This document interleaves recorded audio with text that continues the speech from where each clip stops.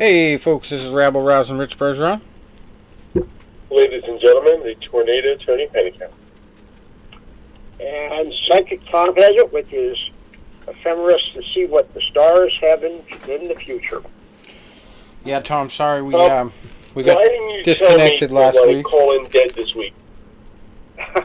You didn't ask. Dang. We got on that whole conversation before the show, Tom, because I told Tony that I thought you were one of those car warranty people calling me during the show last week after you went silent. And like a half an hour later, I'm like, Tom, what do you think about this? And I go, oh, I guess he went for a glass of water. But yeah, I was like, oh, well, I guess he's not with us anymore. But anyway, we had some fights last week. We had a draw in the big one on Showtime. And it was right after I had taken that call today, and I'm still wired up about it. You know the scary thing is, Oh, you there? Breaking up. Hello? Can you hear me, guys? Whoa. Alright, so we just got disconnected a little bit there. Back in action again. And we were talking about the big fight last Saturday that ended up being a draw, split draw. Jamel Charlo and Brian Carlos Castano. I did not see it either. On Saturday. I was at the Dice Clay show. Aha. He was saying hickory dickory dock. Yeah, the first fight was a barn burning. My dad was telling me about. He thought Lee won the fight. It was a draw. Yeah. We had Monterosian, not Vanes, but Hovannes beating Ronaldo Garrido. And then Juan Manuel Taborda beating Abraham Gabriel Buonarigo. Yeah, not really a lot of big names other than that. Like I said, I think before Lee won that fight, but they said that it was, a great fight. Yeah. Oh, Amilcar Vidal versus Emmanuel Alim. Is that the one? It was Saturday.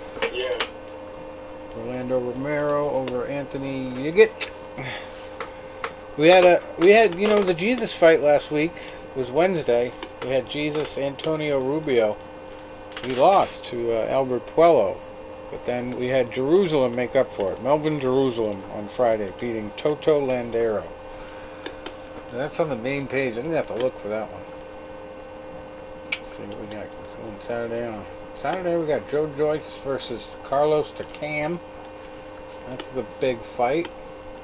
Got a female fight. That's interesting. That's a nice step up for Judge. There's not a lot of stuff coming up. It's going to be a slow couple weeks here. Until Saturday the 14th. Boy, there's like 7 or 8 big fights listed already there. Wait, you figure we were supposed to have a big fight this weekend? Yeah. Well, I don't know. It's starting to feel like we may have some retractions of our freedoms again. The way this COVID situation is going, or the way they're telling us it's going. It's starting to look like we might... There's some shit like that, bullshit.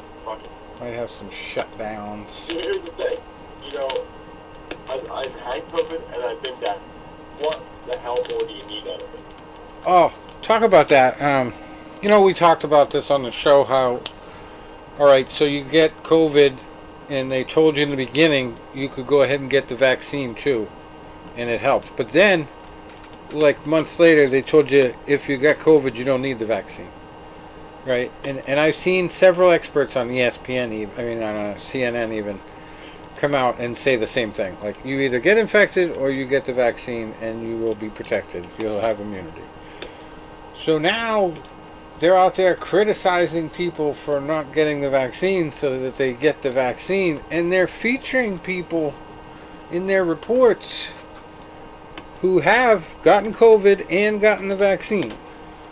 Like, and they're trying to use them as examples of this is what you should do. And it's like, you need to explain after the fact. You need to tell these people that, listen, if you've had COVID, you don't need to get the vaccine. That guy did, but maybe it was at a different time. Or, you know, they need to put that in context. Well, they do that. They do that old saw about if you get it, it will be less severe. Yeah, bullshit. Right. That's who knows. And I got a letter from the VA strongly encouraging me to get it. So this will be mandatory eventually for the whole country. And if they can do that, they can do anything. I mean, and they even said if I got the vaccination somewhere else, show them the card. Why don't we have a card for vaccination or a tetanus vaccination? Why don't we have cards for them? I wonder. Yeah. Funny. Well, I was thinking the other night maybe I could figure out what the easiest to counterfeit form is, and I could get into that business. We could counterfeit vaccination proofs. Make $1 million. No. Yeah. Maybe I'll get a hold of Brent. We can do real COVID. Oh my God. You know, hey, and I know the virus hit everybody different. It got, you know, it hit me very minor, and I was lucky. You know, I was lucky. My parents are already vaccinated. It hit me, you know, I had some fatigue. I had a cough, and I think that was more bronchitis than anything. And, you know, I lost smell for maybe 2, maybe 3 days. And I was doing 100 push-ups a day. Like, work was like, do you need time off? I'm like, no. Do what? Watch Judge Judy all day? Watch Jerry Springer? No, I don't need time off. Oh, who gives a shit? I'm stuck here anyway. Like, now my friend Mike also showed him tonight. Had it about a month before, I think. And he still does not have his full sense of smell back. You know? Well, they called those people long haulers, and some people had the symptoms for like months at a time.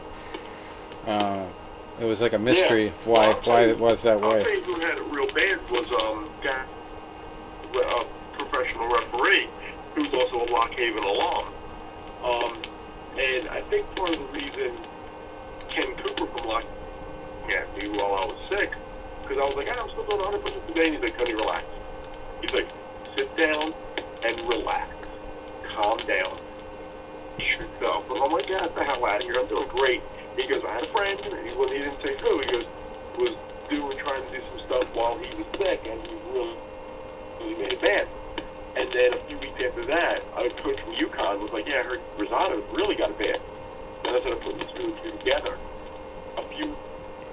There was a post on a boxing page saying, hey, sending best wishes to Gary Rosado, he's still battling COVID, and, you know, whatever. And I'm like, so I sent him a card, and then his wife got it.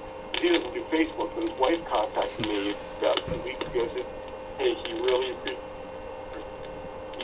he has a long road to recovery. It hit him really bad. And the problem is, he's Italian.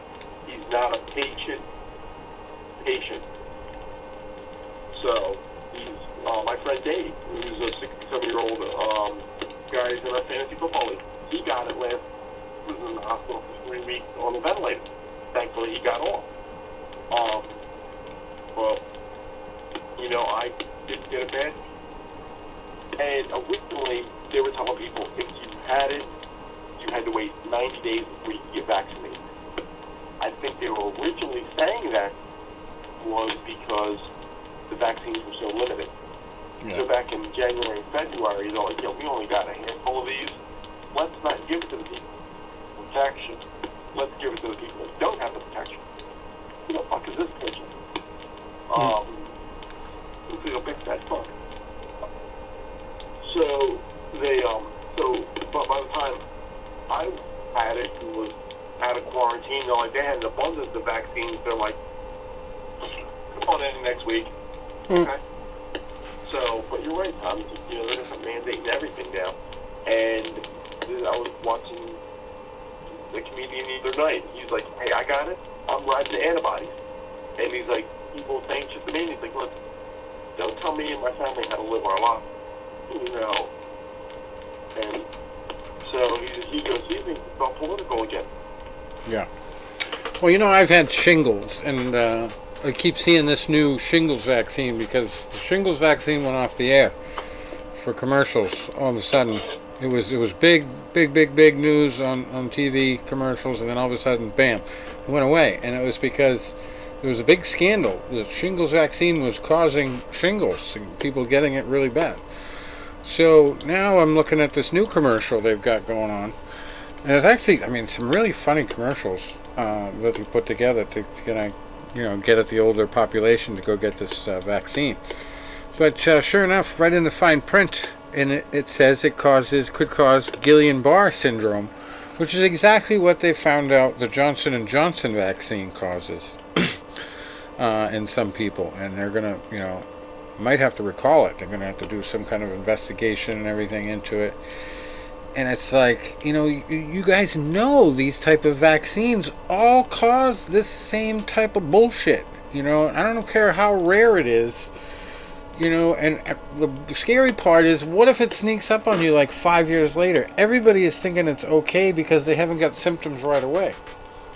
But like the thing that blows my mind is, you guys push this to market so quick. All the vaccinators. You didn't have the 5-year time that you should have to study something like this. Granted, we were in such an emergency we didn't have the time to deal with anything, but I mean, I knew this was coming. I knew that they were going to do it in a year. And they did. I mean, it was pretty much, maybe like 13 months, but it was pretty much right on the dot, right around a year. And I just knew that's just not enough time to figure it all out. So I just worry about, 2 or 3 years from now, and these people that are all psyched up that they got the vaccine, are like, oh, maybe I shouldn't have gotten a vaccine, or, maybe it didn't help me, when we find out, like, the real science behind this virus. About a year ago. About a year ago, last summer, I was still working at home, right? We worked into the working at home, and because of my previous job, 10 or 12 years ago, we do a lot of pharmaceutical market research, medical education.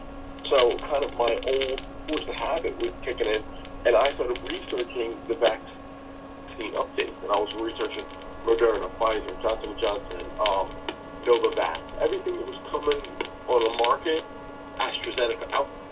I was reading articles on every single one of them. But I wasn't just reading news articles, I was reading pharma journals. Because that's what our business used to be. That's what we used to do, was business development. Yeah. Something like, hey, we got the new drug on the market for breast cancer. Oh, really? Why don't you come to us and we can do, hospital-based ran rounds where we, to their hospitals and educate them, on why they should use your shit. So when that started happening, I started reading a ton of shit last year. Every day I read something. And even if it's only numbers. Now, I'm going to tell you right now, the United States will be number 3 in death. Reported death. Because China, I'm sure, has way more than the 4,000 they're telling us about. U.S. is 100 and, they were,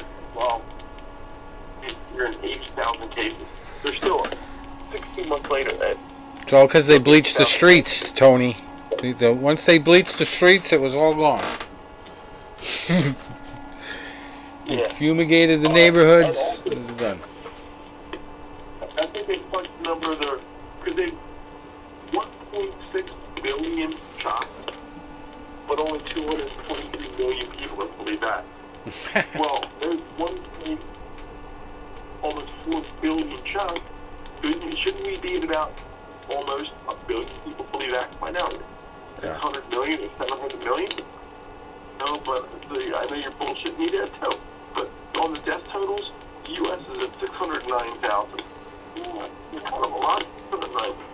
I also saw on CNN one of the reporters try to get the scientists to say that you're not going to die if you get the vaccine.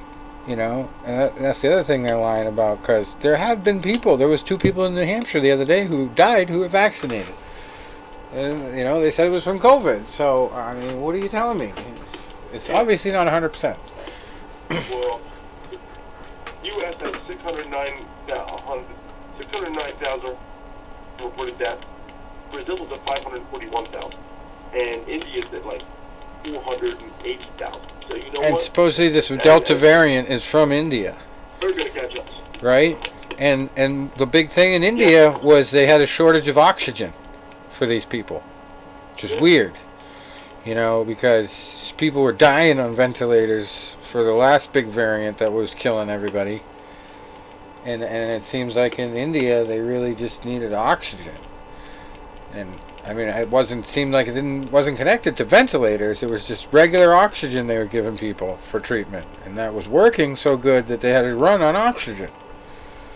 So maybe that's the idea that you know, we should get out of that whole situation. Is it's not necessarily the ventilator that's connected to you, but just a regular oxygen mask that people needed. One of the doctors I read at the very beginning of the real bad outbreak was talking about how instead of a ventilator, we really need like a sleep apnea mask on people to treat this in the hospitals. Yeah. So that was interesting. You know, and it's so hard to change anything in the way it is. You know, it's any system that people are entrenched in, and it's been doing shit for 20, 30 years the same way. You know, you try to show somebody something new, and they don't want to fucking listen. They don't want to believe it works. It takes a long time, like you and your fucking MP3 player, buddy. You know, some people like the old technology, but sometimes it's not the very best to use, especially in a life-saving situation, where they should really try to, you know, do newer things that might work better. But, you know, these people are so resistant. You know, every system you come across in this country, it's just... And the money, you know, the money drives so much, it's unfortunate.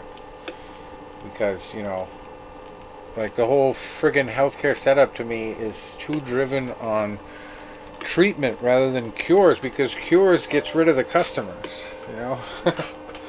Treatment keeps them coming. It's like capitalism should not be involved here, but it is. And it taints it somewhat, unfortunately. But, I mean, it is... a very good system in a lot of ways. Like if I went and broke my leg tomorrow, you know, I want to get a good emergency care at the hospital. You know, I wouldn't want to do that myself. So I'm glad it's there, you know, for that purpose. But some of the stuff that they do, I mean, it's nutty. It's nutty, and you just can't understand how it still is able to happen. It does. Anyway. It's my COVID soapbox. I think we need to get Kenny Hewer on the show. He's in tune to a lot of the conspiracy stuff and everything, and he posted a big thing on one of his pages the other day. We had him on years ago. He was a little bit of an MMA fighter back in the day. Nothing serious, but now he's working with the UFC. He's one of the guys who opens and shuts the cage and, you know, escorts people in and out. And he's got some really good ringside pictures, cage side pictures he's always posting up. And he still does the same thing that he did when we were interviewing him at the first time. Just over 10 years ago, it's got to be. And he does the tinting, the window tinting there out in Vegas. And he also used to do some like clubbing stuff, like he would set up people for, you know, different clubs and bring them out there and all kinds of stuff like that. So unfortunately I never bumped into him while I was in Vegas. I never actually connected with him, but he's a cool dude, and he'd just be an interesting guest, I would think. And plus, you know, he would love to talk about this type of stuff. He gets people going. Well, there's one guy who was telling me, like, when I was trying to respond to one of his threads, like, hey, listen, it's catch-22, you know, do you want to get the vaccine, or do you want to end up in the intensive care unit if you get the COVID? And I was like, listen, I'm not worried about it, and if I end up in intensive care, that could kill me too. So don't just blame the COVID for that. You notice how they don't say, I write an article for supplement or a new fitness workout, I always say check with your doctor first. Yeah. Notice we're not hearing it, are we? No. Well, I said all to the beginning, if this was such a friggin' horrible disease that was really killing people, just the disease, we would have seen way more people pulled out of their houses dead. Especially the way they were saying, like, you couldn't go to the hospital unless you were really sick, because they couldn't handle the capacity. You would have seen a shitload of more people taken out of their houses. Because nobody was, able to be near each other. It's supposed to be social distancing and all that shit, but you just didn't see that. But yeah, we could go on all day about that. Boxing, all right. Big female match, minimum weight. The big female title fight this week is at about as low as you can go for a fight, minimum weight. Tina Ruprecht, she's undefeated, 10-0-1, fighting Katia Gutierrez, who is 23-7. That one's for the WBC World Female Minimum Weight title. And nothing really too spectacular on the undercard. Quite the opponent, though, in the last fight listed. Light heavyweights, Marko Zupkovic. He's 8-1, facing the fearsome Alexander Kuvak, who has 13 wins to go with 72 losses. Yikes. It's going for number 73, I think. Saturday. I don't see a Jesus fight, but I see a challenger. We have a challenger in a fight against a big opponent here.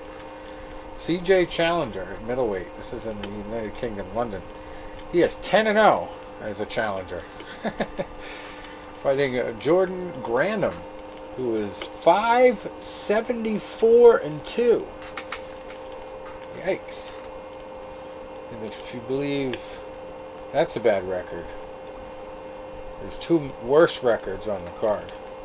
You got a couple guys making their debuts against some of these guys. Tom Rafferty's fighting Kevin McCauley, who is 15-209-12. Yikes. Crazy. And then we got welterweight Joe Morgan fighting Jamie Quinn. The Fighting Quinn. He's 7-111-2.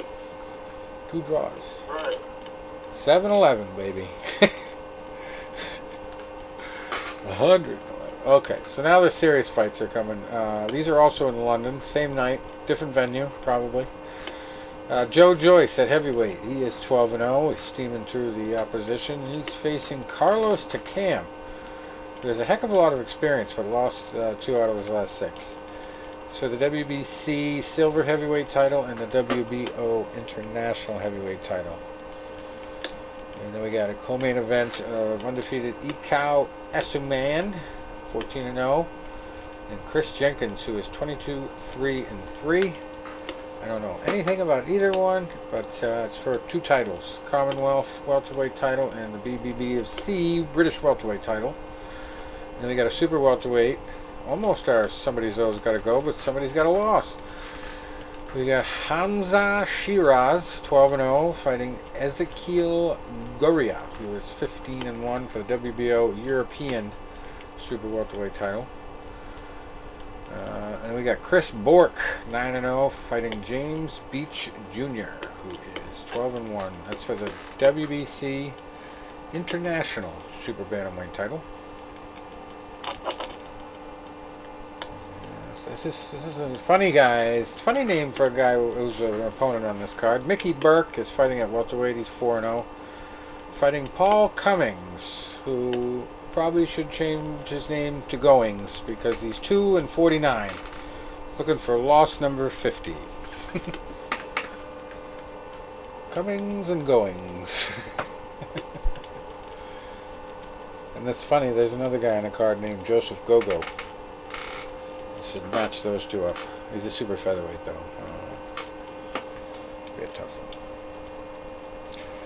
So we don't really have any crazy good cards other than that. Oh, we got 2,300 arena fights, though. In your neck of the woods there, Tony. There's our Somebody's O's Gotta Go fight of the week. At welterweight, Mark Dawson against Ivan Panzik. Dawson is 8-0-1. Panzik is 13-0-1. Fresh off that one, too, the draw. Co-main event, Sean Hemphill at super middleweight, 12-0, fighting Robert Burwell, who's 9-4. And they got DeFeer Smith on the card, 28-25, with 7 draws. DeFeer at cruiserweight. How do you get 7 draws? Fighting Joe Jones, who's 11-4 here. And that's the best stuff on the card. You going to that one, Tony? No, I didn't even know about it. I got plans all weekend. I'm not going to that crap, he says.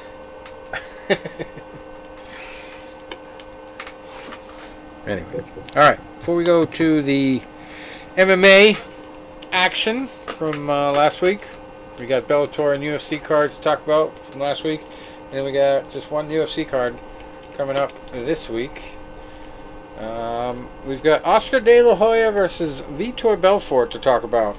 It's going to be a boxing match. It's going to be sanctioned rather than an exhibition.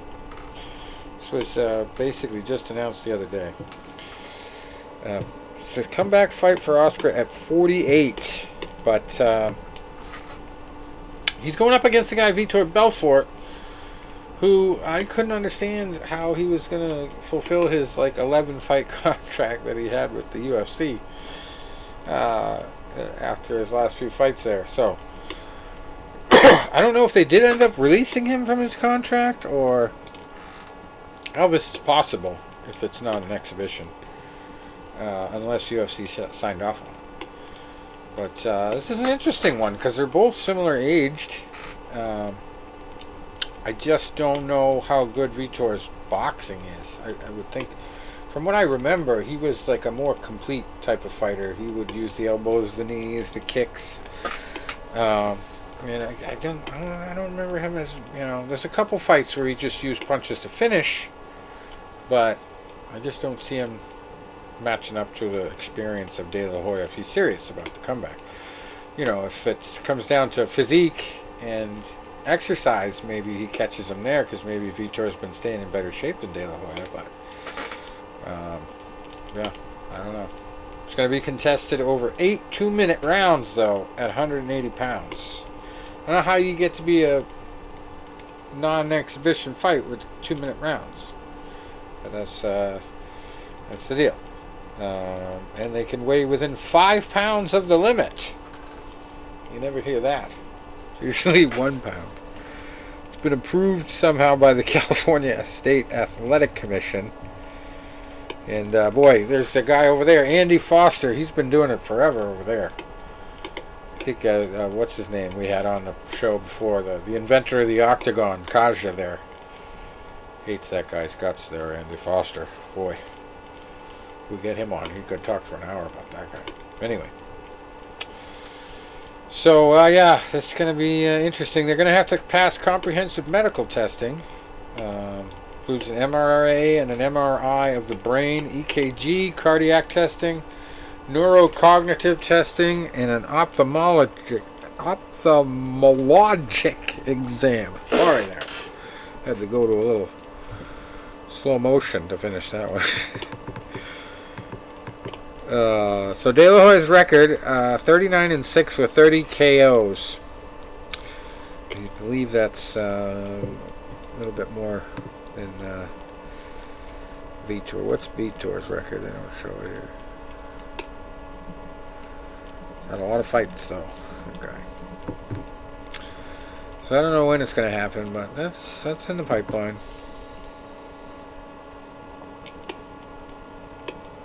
Okay. So we had Bellator 262 last Friday. And unfortunately, Tom, you got cut off last week, so we didn't even get to talk about Conor McGregor too much in the Dustin Poirier fight. But I think you must have cut out right after that whole conversation, because I think the next one we were talking about was the one upcoming, and I was asking you a couple things, and I was like, oh, you took a break. But anyway, did you get to see the Bellator last week? The question about that fight, of course, it's come up about all these bones, and the idea is everyone's getting so good at this that in the old days of Pancrase, they wore shin guards. Yeah. And that idea is being kicked around a bit. I mean, you look at the. I don't know how much news. I don't know how much news you've heard about this, but I'm glad you mentioned that because there was news that came out this week that Conor was given the permission to wrap his ankles, and he refused at the last minute. And this is the big controversy here because Conor said the doctors knew he had stress fractures in his leg before the fight. And then the Nevada Athletics Commission came out and said no. If somebody knew about an injury prior to this fight, it wouldn't have happened. So now they're trying to just pretend that was never said. But I think he slipped there. There might have been some truth to that. And they gave him some special treatment. And they don't want anybody to know about it. So if I was back in my Zions days, I would sniff that shit out. And find how much truth there is to that. Because, I mean, geez, that's dangerous. If they're allowed to do that, if they can get away with that, setting up a guy to go into a fight knowing he has a couple stress fractures, and then that happens, yeah, that doesn't look good. It's not ethical. It's not, regulatory compliance is all fucked up there. I mean, there's just a laundry list of shit that's wrong with that situation if it's true. Because he supposedly went to a UFC doctor and then told them that he had stress fractures, or they told him, that doctor told him. So if that turns out to be true and they let him fight, boy, it does not say too much about how they take care of their fighters, which we know is a shit record. Get a second antitrust suit coming up, but yeah. In the Bellator fight, before we get to the UFC, we had the main event of Juliana Velasquez versus Denise Kielholtz, and I watched this whole card. It was kind of interesting. This Juliana, she's a little bit taller than a lot of girls that weight. She's definitely just not really all that muscular, but she's just got just enough on her frame to do damage. And boy, she impressed me with her jab. She really won the fight with her jab, and all the commentators were saying the same thing. Denise Kielholtz was a kickboxer, that's her claim to fame, but just came in and got outmatched. She was a little bit shorter, had a little bit less reach. She landed a 1-2 here and there, and just could not do anything else. Couldn't get the takedowns, couldn't finish takedowns, couldn't hold on to them. She kept getting reversed. And Juliana is just straight up Brazilian warrior. She's got all aspects of the game. She knows what to do in tough situations, and she just went all 5 rounds and pretty much dominated the whole thing. But it ended up being a split decision somehow. But I thought she just had a hell of a fight. Great performance. And then we had Matt Mitrione got released after this fight, and all he did was bitch. I mean, it was a headbutt, yeah, but it was not anybody's fault. The guy was going for a move. Matt got headbutted. I mean, he's been on the bad side of a lot of bullshit things. He's been eye poked before, got kicked in the balls, and it was a no contest. But he just had a string of not only bad luck, but just straight losses, and this was just no excuse. Minute and 45 seconds into the fight, Terrell Fortune submitted him due to punches, and he just did nothing but bitch up and down at the end. And they call him Meathead. That's his given nickname. He wanted that nickname, but yeah. He just probably doesn't have much of a future in any other promotion after that string of bad news fights. Anyway, probably do better as a commentator. He does have a good little voice on him, anyway. I think he has done a little bit of that for Bellator too in the past. Anyway, Mateus Matos beating C.J. Hamilton before that. That was a TKO. 1 minute and 33 seconds into the second round. And then we had Arlene Blencow taking out Diana Silva by TKO in the third. 1 minute into that. And Johnny Eblen before that beating Travis Davis by unanimous decision. Saeed Salma over Ronnie Marks by knockout. 1 minute and 9 seconds in to that whole contest. Cody Law laying down the law over Theodore Makuka, also by TKO. 1 minute and 54 seconds into that fight. Diana Asvaroga beating Gabriela Golfin by split decision. Adil Benjiani over Johnny Soto by unanimous decision. Charlie Campbell over Nick Giuletti, I'm butchering that one, by TKO from leg kicks and punches. 1 minute and 30 seconds into the second round. And then we had last week UFC on ESPN 26, they called it. Makchaev versus Moises. And Islam Makchaev, he's like Khabib 2.0, but less fierce. He's not quite as well-rounded as his protege, or his mentor, I should say. Thiago Moises came in at 15-5, but boy, showed a lot of toughness. That was the buzzword of the night. You know, toughness was the way to say, hey, you know, he's not that great, but he can hang. But this guy Islam, I mean, he makes you look not great. He just does everything right. If anything, he was just too calm in a lot of scenarios. Just seemed like he didn't have any emotion, not really much killer instinct. So, but he did end up getting the submission. It was more just a matter of wearing this guy down over the whole 4 rounds. And Thiago was another situation where, you know, just reach, and technique-wise, he was just outclassed. I mean, if it came down to, you know, stand toe-to-toe and fight, he was probably, you know, better off in the first round if he could keep it there, but Makhachev just kept using every inch of the cage, you know, strategically moving around, keeping in his range, not letting Thiago, you know, get him up against the cage. There's just a lot of things that Makhachev did right, and just really superior wrestling all around.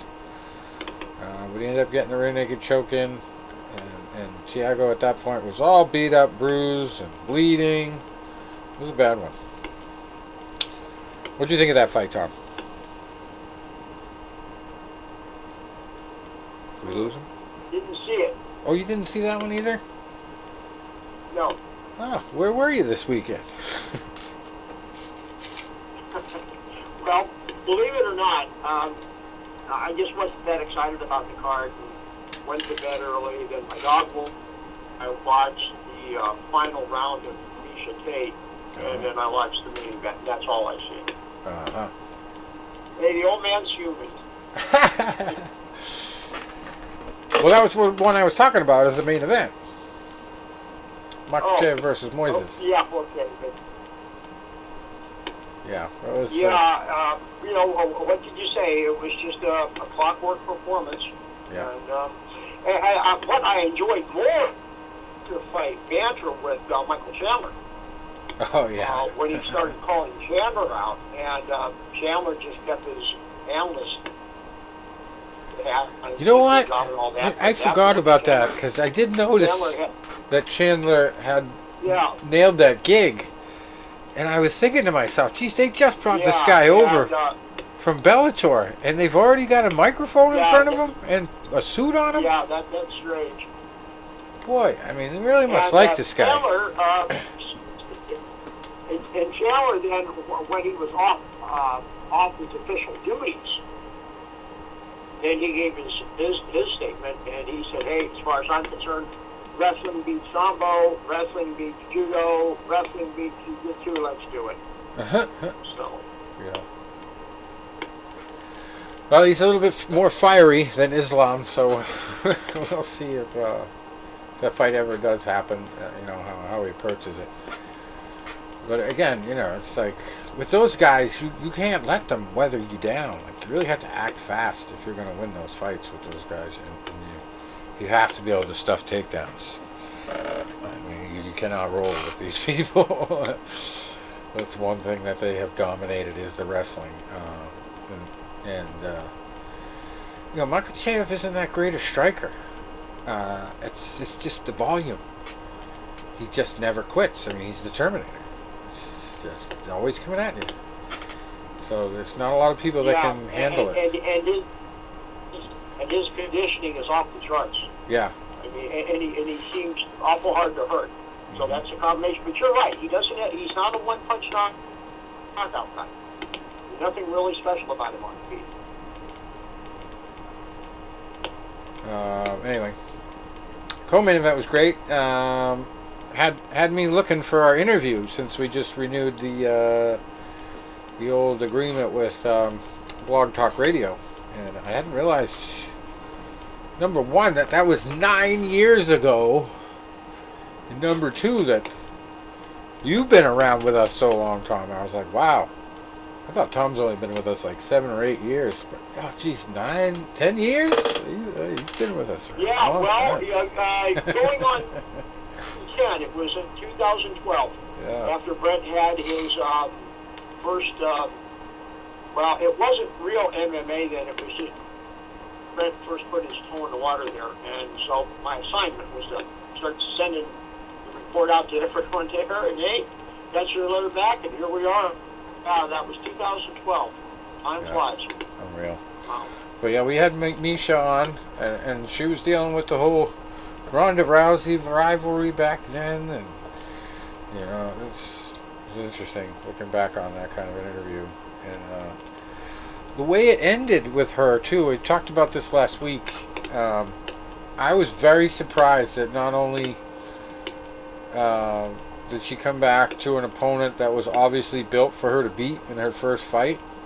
Like the UFC agreed to, kind of put her in there against some girl that was going to retire. I mean, you can't ask for an easier opponent. No disrespect to Marion Renault, but in that situation where Misha has so much history and they're bringing her back, I mean, I thought that was a great show of respect by Dana White, who's usually not giving that much respect to Misha Tate. And on her way out after her last fight, she basically told Dana White to shut the fuck up. You're not my boss anymore. Because he'd said something about her going to the hospital. So, I mean, there was bad blood between them two. And so, not only was I surprised that she got this matchup, but then when she wins, she got a bonus. I was like, wow, Dana likes this woman, and all of a sudden. So, I don't know. Maybe it's just she knows she's going to make some money for him. I don't know. Unreal. But she's also a mother now, so they made a big deal out of that. They showed her, hanging out in the gym with her kids, and there's a kind of a cute little segment. But I don't want to mess with that mother, boy. She laid out the punishment to Marion Renault, and put the finishing touches on in the third round and took her out of it. But Renault was just so outclassed, and just a perfect opponent for a comeback fight for Tate. But she wasn't really totally happy with her performance. She saw a couple of holes that she could fix, so she's going to be even more devastating in the next one as she puts all the pieces together. But I picked her in that one to win on my FanDuel card. I wasn't too surprised. The one I was surprised about was Gamrot beating Stevens in 1 minute and 5 seconds. I was really disappointed on that one. Stevens, I thought at his price on the FanDuel lineup, he was really good. He was going up against this guy that had really virtually no UFC experience. Stevens set the record for losses in the UFC. I think it's 18 or something.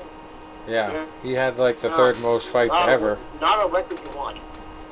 And I'm thinking that if he doesn't get released for this one, the next time he doesn't produce, he's gone. I don't care how many fights you have with the UFC. You keep losing like that, it's not happening anymore. They're not going to keep you around. I don't know what his contract is like either, how many fights he might have left. But yeah, they're looking to cut weight every chance they can get at this point. So he might be the next victim. Another one that I didn't count on. I had Dustin Stoltzfus on a couple of my cards. He lost by rear naked choke in the third round. But, I mean, boy, that was a nervous fight for me because Stoltzfus was such a drunken master type of fighter. Like, he was zombie fighting. He was getting popped in the face, bleeding everywhere. And he just kept coming and throwing punches, and he would land. Vieira would let him land, and he was close to being out on his feet a couple times, Vieira. But he just threw more volume, and then he ended up getting a rear naked choke standing. The lion's kill, they call that one. Standing up, and then took it right to the ground, finished it up 1 minute and 54 seconds into the third. Another one I knew I should have bet on, and I didn't. I should have dumped Jeremy and kept this fight. I actually had it selected and changed it. Billy Quarantillo ended up getting a TKO in the third round over Gabriel Benitez. It was definitely quite the battle, but Benitez was just not 100% on cardio, and he just couldn't hang with the constant pressure that Quarantillo had. Before that, it was Daniel Rodriguez over Preston Parsons. That was the TKO. I did see that one coming. I had him as my main eventer, or my MVP on one card. So that was good. Daniel Rodriguez getting the TKO 3 minutes and 47 seconds into the fight. And Parsons was known more for his submissions, so he really didn't get a chance to use those. It's done pretty quick. And then the one that was very expensive, Amanda Lemos. And we found out why, because she took out Montserrat Ruiz in just a matter of 35 seconds. It was a little bit of a controversial stoppage because Ruiz, after getting hit in the head a couple times, she hit the ground, and then she was like rolling out of the bad situation and got back to her feet when the ref had to tell her it was already over. And it looked like she was fine. So, it's one of those things where, geez, you wish that in some situations the ref could just call a 10 standing 8 count and then let her keep going. But it's just good attack by Amanda Lemos either way, and she got the win. So that was one you had to have on your card because it was a quick knockout. Anytime it happens in a minute or less, that's one to have. It's just a big point scorer for FanDuel. Anyway, Sergey Morozov winning over Khalid Taha before that. And Malcolm Gordon, this was another one I picked wrong. Knowing he was under the gun, knowing that another loss would probably get him thrown out of the UFC, he went in there like a bat out of hell. Just had constant energy. Was just really off the charts with his cardio, and just masterful performance there. A little bit sloppy certain sections of the fight, but he got the job done. Francisco Figueiredo was heavily favored, and Malcolm showed him up, so he gets to stick around. And in the first fight of the night, I did get the winner there on one card, Rodrigo Nascimento. That was a knockout, so that was good for me, but not as quick as some of the other ones on the card. And Alan Baudot just couldn't make the best of the early going. He was making me nervous, and then all of a sudden he got tired.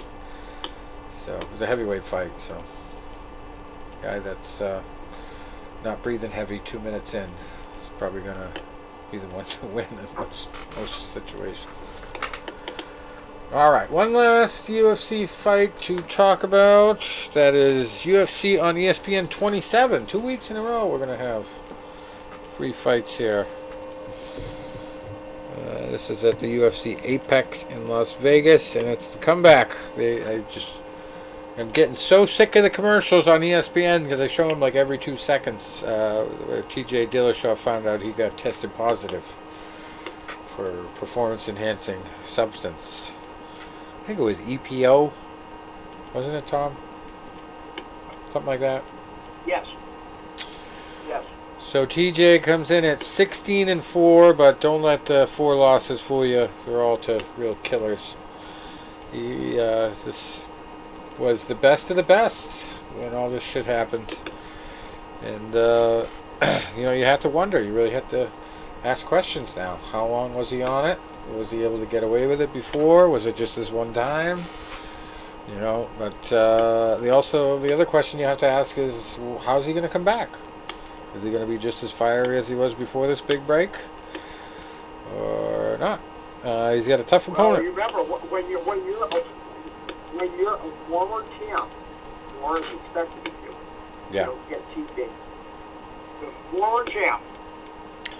Yeah, they're throwing him right to the wolves, giving him a main event. A guy who has 2 less losses, but also 2 less wins. And he's had some tough competition. I think TJ can handle him. Probably will, but I'm not counting Sandhagen out for, the puncher's chance or to catch him in a submission just because he's been out of combat, real live combat for a little bit longer than Sandhagen has. So that might come into play, but, I think TJ knows he has a lot to live up to, and he's really going to be hyped up to get this win. So I like him within the first few rounds to get the win there, but like I said, never know in this game. Aspen Ladd in the co-main event against Macy Chiasson. Both of them have 1 loss. Aspen's got 9 wins. Chiasson has 7. So that's an interesting one, and the fact that it's co-main event is pretty big for women's sports. One of the ones the other night, the one before the Miesha Tate fight, was actually the 500th female fight in UFC history. Believe it or not, I thought that was crazy. 500th fight. Kyler Phillips also on this card. He's 9-1, fighting Raulian Paiva, 20-3. And Darren, the Damage Elkins, 25-9, fighting Derek Minner, who's 26-11. And that ought to be a war. It's funny. One guy's got 9 losses. The other guy's got 11 losses. Somebody's gonna have to call 911. The way Darren fights, boy, he doesn't call himself the Damage for nothing. He gets damaged and he does damage. So it's unreal. Some of the battles he's been in, bloody wars. So that ought to be entertaining, for sure. I don't know who to pick in that one. Both of them got a tremendous amount of experience. Before that, we got another female fight. Miranda Maverick versus Macy Barber. Both of them have 2 losses. Maverick has 1 more win, 9 to Macy's 8. And 99% of the time on FanDuel, it comes down to the female fights, guys. So if anybody's listening that plays FanDuel, remember, you got to pick one of these female fights, and you got to know the winner. The girl that's going to get the knockout is one that's going to make the difference. 7th fight of the night, Adrian Yanez, who's 13-3, fighting Randy Costa, who's 6-1. 6th fight of the night, Punahale Soriano, 8-0, fighting Brandon Allen, who's 16-4. Nassourdine Imavov, that's a tough one. He's in the 5th fight of the night, 9-3, fighting Ian Heinisch, who is 14-4. And the old Mickey Gall back in action, 6-3, fighting Jordan Williams, 9-4. Gall probably most famous for beating CM Punk that one time. And I did see a story, I didn't click on it, but supposedly CM Punk is going to be making his return to professional wrestling after a long hiatus. But I didn't see with what organization or whatever. I'll track that down before next week. Alright, so 3rd fight of the night, Julio Arce, 16-4, fighting Andre Ewell, who's 17-7. And then we got Sajara Eubanks, 6-6, fighting Elise Reed, who's 4-0. And first fight of the night, Diana Belbita, 13-6, fighting Hannah Goldie, who is 5-1. So that about does it, I believe. I think I've covered it all.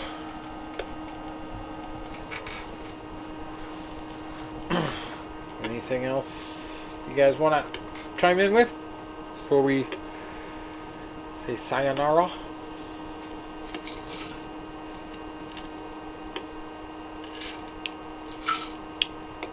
Bueller.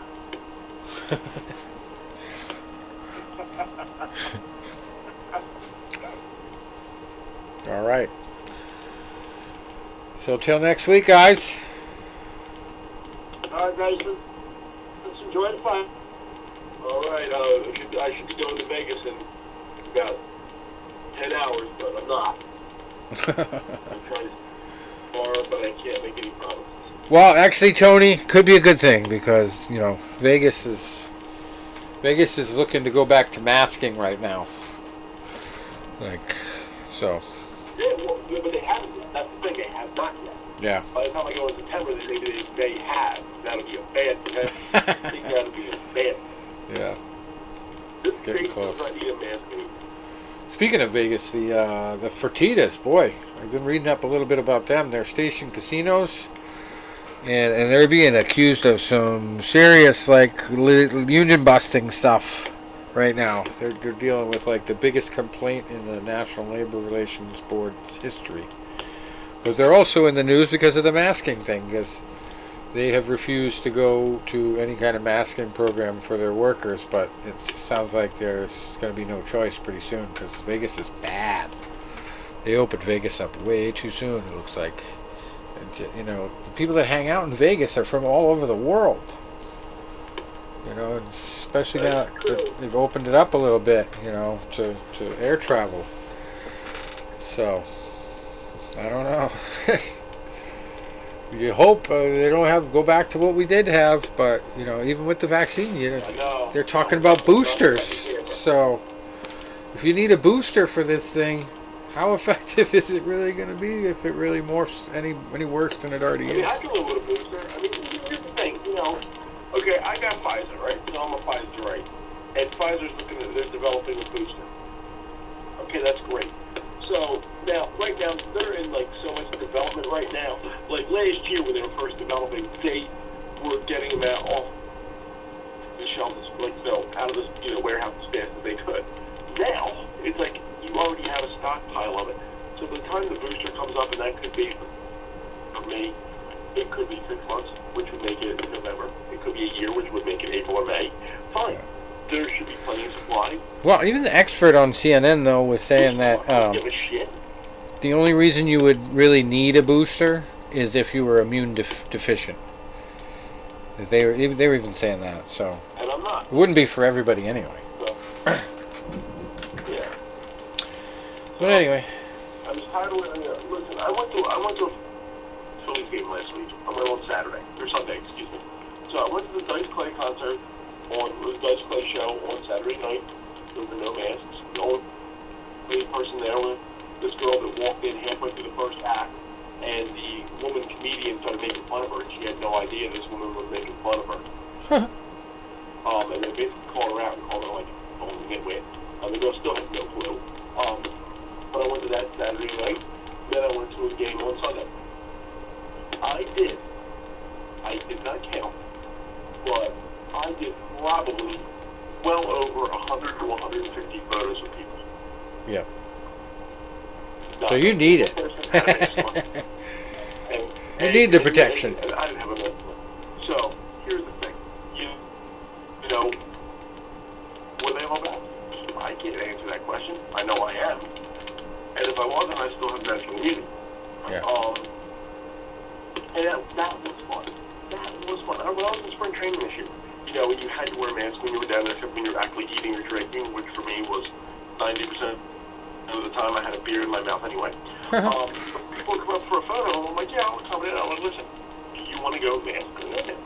And that was probably a little foolish on my part, and then the fact that I did get COVID was, it was ironic that I didn't get it in Florida. I got it at a 40th birthday party weeks later. Yeah.